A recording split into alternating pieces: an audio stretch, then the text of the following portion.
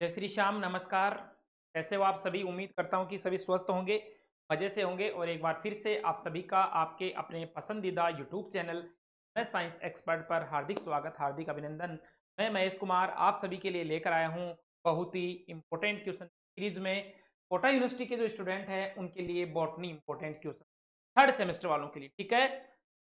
Third semester वालों के लिए जूलॉजी के जो इम्पोर्टेंट क्वेश्चन थे वो मैंने डाल दिए हैं। बहुत कम क्वेश्चन मैंने बताए हैं और उम्मीद करता हूं कि उन कम क्वेश्चंस में से आपको बहुत ज्यादा बेनिफिट मिलेगा, क्योंकि राजस्थान यूनिवर्सिटी के टोटल पेपर, चाहे वो बॉटनी के हो, थर्ड सेमेस्टर के हो, ठीक है, या फिफ्थ सेमेस्टर के हों, या जूलॉजी के थर्ड सेमेस्टर के हों, और कल जो एग्जाम लगा था राजस्थान यूनिवर्सिटी का बीएससी फिफ्थ सेमेस्टर का, as it is paper MS science expert ने जो बताए उनमें से आया है। ऐसा लगता है कि फोटोकॉपी ही है, और यहां से भी मैं उम्मीद करता हूं कि आपको पूरा का पूरा पेपर मिलेगा। जूलॉजी के क्वेश्चन तो मैंने आपको बता ही दिए हैं, और बॉटनी के क्वेश्चन बच्चों के कमेंट आ रहे थे, सर जल्दी जल्दी जल्दी।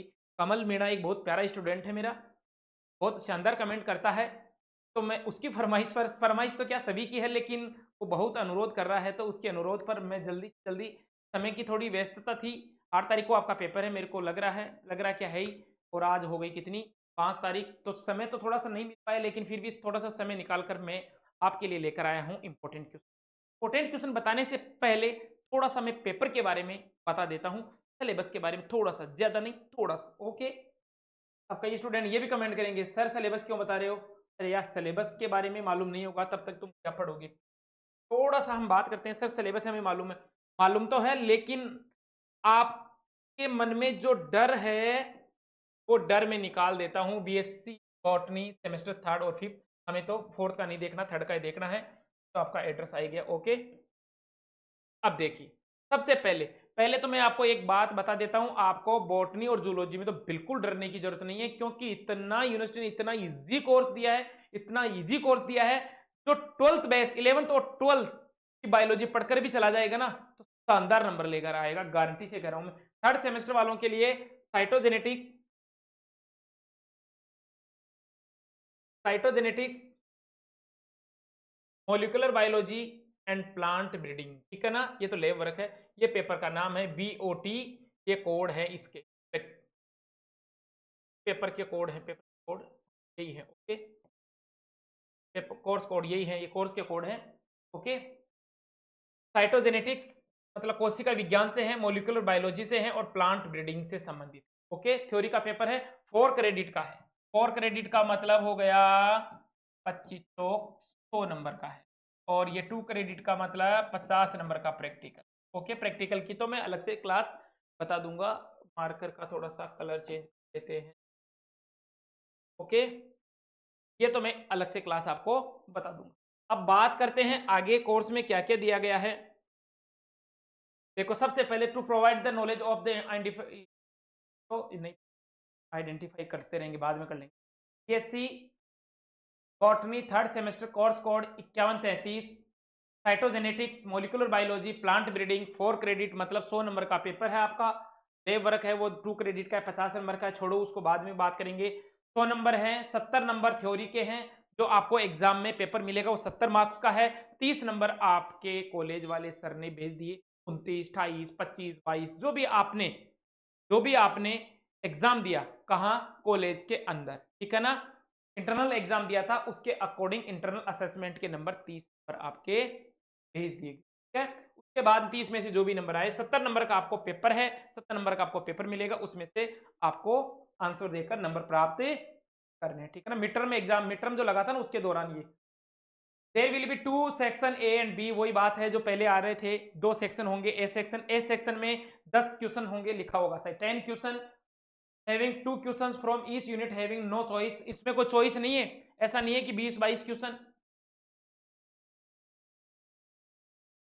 क्वेश्चंस की संख्या ज्यादा है, और के बाद में ऐसा नहीं है क्वेश्चंस की संख्या ज्यादा है आप चॉइस करो, नहीं नहीं, 10 क्वेश्चन ही मिलेंगे, 2 नंबर का होगा, और आपको 20 नंबर का ये देखना पड़ेगा। फिर उसके बाद में सेक्शन बी में 10 क्वेश्चन होंगे, 5 यूनिट है आपके, राजस्थान यूनिवर्सिटी में 4 यूनिट चलती है, आपके 5 यूनिट, 5 यूनिट है, और 5 यूनिट में एक एक में से दो दो क्वेश्चन आएंगे, और आपको कुल मिला के 5 क्वेश्चन अटेम्प्ट करने हैं, वो 50 नंबर के हैं। तो 50 और 20 कितने हो गए, 70, 70 और 30 मिड टर्म के हो गए कितने, ओके। यूनिट फर्स्ट की बात करें तो यूनिट फर्स्ट में सेल थ्योरी, कोशिका सिद्धांत इंपॉर्टेंट है, ये मैंने दिया भी है। कोशिका सिद्धांत, सेल स्ट्रक्चर, प्रोकैरियोटिक यूकैरियोटिक कोशिका, cell wall, cell membrane structure and function, कोशिका झिल्ली के कार्य और संरचना, structure and function of cell organ, जितने भी कोशिकांग हैं जिसमें माइटोकॉन्ड्रिया, एंडोप्लाज्मिक रेटिकुलम, क्लोरोप्लास्ट के अलावा vacuoles, peroxisomes, ribosomes, endoplasmic reticulum और गोल्जी बॉडी, इनको आपको देकर कुछ भी नहीं दिया फर्स्ट यूनिट में, तो 11th क्लास में जो गोल्जी बॉडी, राइबोसोम, ईआर वगैरह थे ना, वो कब डाल दिया, ठीक है ना। यूनिट सेकंड की बात करें तो न्यूक्लियस, क्रोमेटिन, हेट्रोक्रोमेटिन इंपॉर्टेंट है, क्रोमोसोम स्ट्रक्चर, नंबर, गुणसूत्र, गुणसूत्र संरचना, numbers, aneuploidy, polyploidy, special chromosome, B chromosome, nucleosome model, cell division, mitosis, meiosis, synaptonemal complex and इस मियोसिस। सिग्निफिकेशन ऑफ मियोसिस मतलब मियोसिस का महत्व बताना है ना। यूनिट थर्ड में न्यूक्लिक एसिड में डीएनए आरएनए की संरचना है, का जेनेटिक मटेरियल क्या होता है, DNA replication, semi conservation method, evidence, enzyme include of the protein, enzyme involve in replication, protein synthesis मतलब प्रोटीन संश्लेषण के दौरान काम आने वाले एंजाइमों की व्याख्या करनी है। यूनिट फोर्थ में क्या है, जेनेटिक इनिटेंस, मेंडल्स लॉ है, monohybrid, dihybrid cross, back cross, test cross, complete, dynamic linkage and crossing over, regulation and gene, और इसके साथ negative and positive gene control, operon की लैक, ओपेरिन की जो कंसेप्ट है उसके बारे में बताना है। फिफ्थ यूनिट में भी क्या है, म्यूटेशंस हैं। पहली बात तो मैं बता देता हूं कि जूलॉजी और बॉटनी का, ये बात तो मैं कहना भूल ही गया, जूलॉजी और बॉटनी का कोर्स बहुत ज्यादा यूनिट सेम है। Genetic origin, plant breeding principle, selection, mass pure and clonal hybridization के अलावा हाइब्रिड, वेग्योर, ग्रीन रिवोल्यूशन, ये सारे के सारे टॉपिक है। ओके, ये हिंदी में भी है, कोई हिंदी में देखना चाहे तो जल्दी से स्क्रॉल कर देते हैं। ये वाले स्टूडेंट कहेंगे सर समझ में नहीं आया, ये भी वही है, क्लोरोप्लास्ट, माइटोकॉन्ड्रिया, गोल्जी का समसूत्री अर्धसूत्री विभाजन है, ठीक है ना, न्यूक्लिक एसिड वगैरह की ये हैं, तीन अभिव्यक्ति हैं। और 5 यूनिट में उत्परिवर्तन के प्रकार, उत्परिवर्तन जन, पादप प्रजनन, पत्ती के अंदर पादप प्रजनन के सिद्धांत, परिचय, चयन, वंशति, क्लोनल, एक संकर क्रॉस, द्विसंकर क्रॉस, यही है। मैं बहुत एन्यूप्लॉइडी, डिप्लॉइडी, पॉलीप्लॉइडी है और विशेष क्रोमोसोम है, ठीक है, कोशिका विभाजन है, अर्धसूत्री, गुणसूत्र, क्रोमोसोम की संरचना व संख्या, ये है, ठीक है। अब बात करते हैं हम, सर इंपॉर्टेंट क्वेश्चन बताओ आप, तो हाँ सबको जल्दी है इंपॉर्टेंट क्वेश्चन की, मैं जी सर जल्दी जल्दी इंपॉर्टेंट क्वेश्चन बता दो, आ जाओ इंपॉर्टेंट क्वेश्चन पर।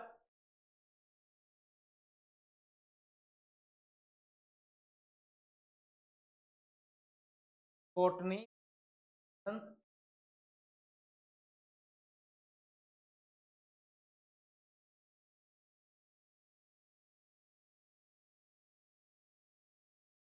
कोटा यूनिवर्सिटी आ गया, ये इंपॉर्टेंट क्वेश्चन। कोशिका सिद्धांत क्या है, सेल थ्योरी, ये जूलॉजी में मैंने दिया है, यहाँ पर भी इंपॉर्टेंट है। सेल थ्योरी के बारे में बताना है, कोशिका झिल्ली की संरचना व कार्य, जिसमें तरल मोजेक मॉडल में, तरल मोजेक मॉडल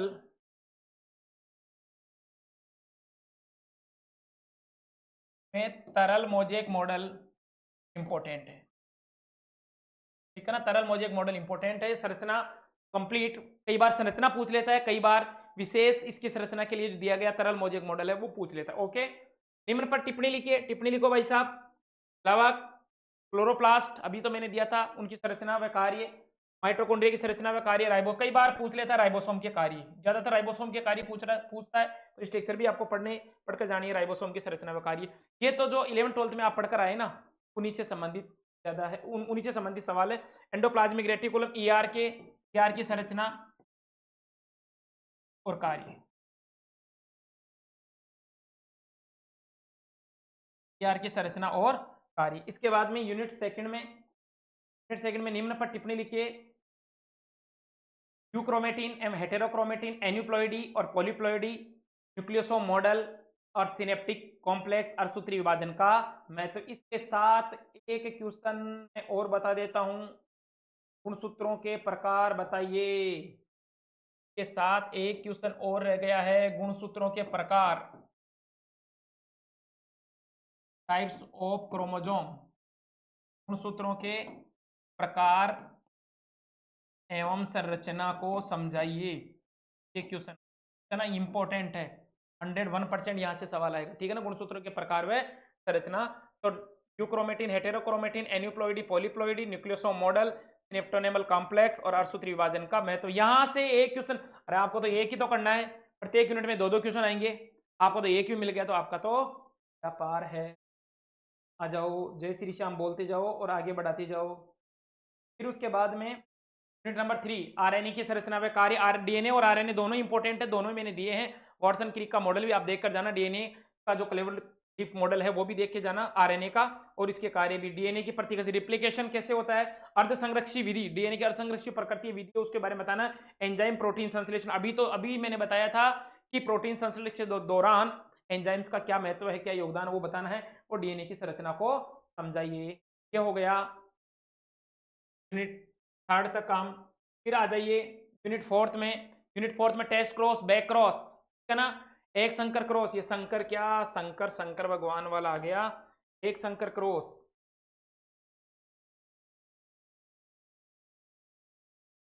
है ना, एक संकर क्रॉस एवं द्विसंकर cross, monohybrid and dihybrid cross. Okay, में अंतर बताना है। क्रॉसिंग आवर, ये क्रॉसिंग आवर आपको इस यूनिट में नहीं तो इससे पिछली वाली यूनिट जो सेल डिवीजन से है वहीं पर भी पूछ सकता है। क्रॉसिंग आवर और काइजमेटा, काइजमेटा और क्रॉसिंग आवर दोनों यूनिट में, और दोनों सब्जेक्ट में सेम है। जो अभी जूलॉजी का सिलेबस है उसमें भी है, इसमें भी। ओके, अपूर्ण प्रभाविता, ओपेरन, ओपेरॉन्स कॉन्सेप्ट और मेंडल के वंशागति के नियम, मेंडल के वंशागति के नियम, ये भी देख के जाना बेटा, वंशागति के नियम, है ना। कई बार पर्टिकुलर, अब देखो मैंने मेंडल के वंशागति के नियम दे दिए और वहां पर उसने पृथक्करण का नियम पूछ लिया। अब बच्चे तो ये लो मतलब आपने तो क्या बताया सर, क्या आ गया। कल जो राजस्थान यूनिवर्सिटी का पेपर लगा बीएससी 3rd सेमेस्टर वालों का, मैंने दिया निम्न ग्रंथियों को विस्तार से समझाइए, ये टॉपिक था। ये निम्न पर टिप्पणी लिखिए, मैंने लिख दिया अग्नाशय ग्रंथि, और वहां आ गया लैंगरहैंस द्वीप कोशिकाएं। ये लो सर, आपने तो दिया ही नहीं। अरे अग्नाशय ग्रंथि का ही तो पार्ट है। तो मेंडल के वंशागति के नियम पूरे भी पूछ सकता है, स्पेशल पृथक्करण का नियम, स्वतंत्र अपीय का नियम, कोई भी, या प्रभाविता का नियम, अकेले नियम पर टिप्पणी भी आपसे पूछ सकता है। यूनिट 5 उत्परिवर्तन जन, ये उसमें भी कजन्स होते हैं, उसमें भी इंपॉर्टेंट है, जूलॉजी में भी, यहां पर भी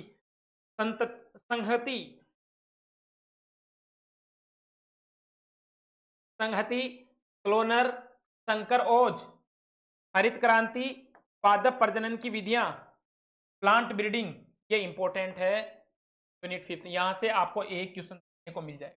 ओके, उत्परिवर्तन क्या होते हैं, या उत्परिवर्तन की परिभाषा, या उत्परिवर्तन को प्रभावित करने वाले कारक, उसमें उत्परिवर्तन जन हो गए। संकर ओज के बारे में पूछ सकता है, हरित क्रांति के बारे में पूछ सकता है, और पादप प्रजनन की विधियां, प्लांट ब्रीडिंग की विधियां और इनके प्रकार भी पूछ सकता है आपसे, ठीक है ना।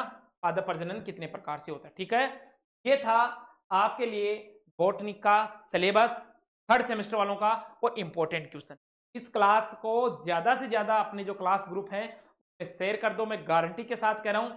अगर यहां से मैंने बनाए हैं 5x3 15 क्वेश्चन, और 15 में से 7 क्वेश्चन भी देखने को मिल गए ना, तो मेरा क्वेश्चन बनाना और आपका MS साइंस एक्सपर्ट द्वारा पढ़ना, दोनों का काम सफल हो गया। तो बाबा श्याम से यही प्रार्थना करता हूं, यही उम्मीद करता हूं कि आप सभी का प्यार यूं ही मिलता रहे, बाबा श्याम का आशीर्वाद मिलता रहे, तो हम यूं ही प्रोग्रेस करते रहेंगे। और क्वेश्चन में फिर बार बार कह रहा हूं, इंपॉर्टेंट है। अब एक बात और, आपके ये कमेंट सेक्शन में जाकर बताएंगे VSC के, SSC के और MDC के, ये 3 सब्जेक्ट और रह गए। हालांकि केमिस्ट्री तो मेरे को मालूम है, केमिस्ट्री बॉटनी जूलॉजी की तो आप कभी टेंशन करना ही मत। केमिस्ट्री बॉटनी जूलॉजी तो मैंने यूं मुट्ठी में पकड़ रखी है, लेकिन VSC के कौन कौन से सब्जेक्ट हैं, कमेंट सेक्शन में जाकर आप कमेंट्स कर दीजिए, सर हमारे पास ये VSC के सब्जेक्ट हैं, हाँ, और उनकी तारीख जरूर लिख दीजिएगा। तारीख तो हालांकि मैं देख लूंगा टाइम टेबल में, लेकिन बीएससी के सब्जेक्ट बहुत ज्यादा है ना, तो कई स्टूडेंट ने क्या ले रखे हैं, कई स्टूडेंट ने क्या ले रखा है। तो आपसे मेरा यही अनुरोध है, आप कमेंट सेक्शन में जाकर